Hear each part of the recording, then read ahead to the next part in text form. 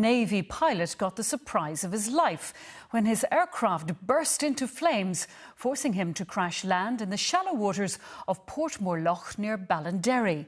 The incident is still remembered to this day by people living along the loch shore, and the plane is nearing the end of a lengthy restoration project, as Mervyn Jess reports. Migrating swans are what you'll find landing on Portmore Loch this December.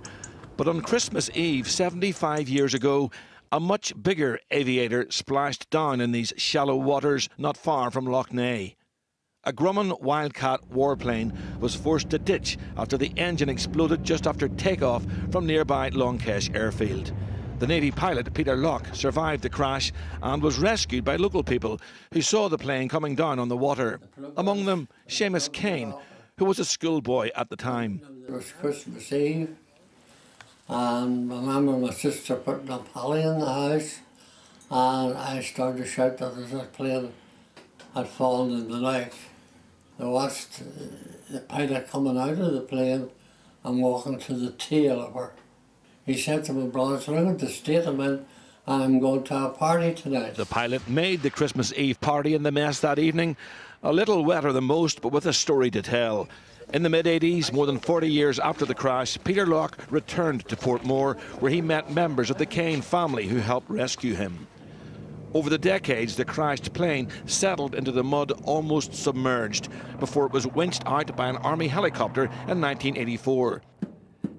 It's been 35 years in the rebuilding, but this Wildcat World War II aircraft holds a very special place in the hearts of the Ulster Aviation Society. Well, this was an American-produced aircraft, and unfortunately the United States does not release military drawings of aircraft or any war equipment, and there was no real information on how the 10 bits all went together.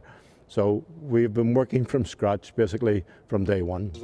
The waters of the loch are plane-free these days, but the Wildcat's time at the bird sanctuary hasn't been forgotten. Probably the only one that's ever had a plane crash into it. I suppose they've got Belfast International just up the road, so we can count the swans, the ducks and all the other birds, and all the Airbuses going over as well, which makes it fairly unique.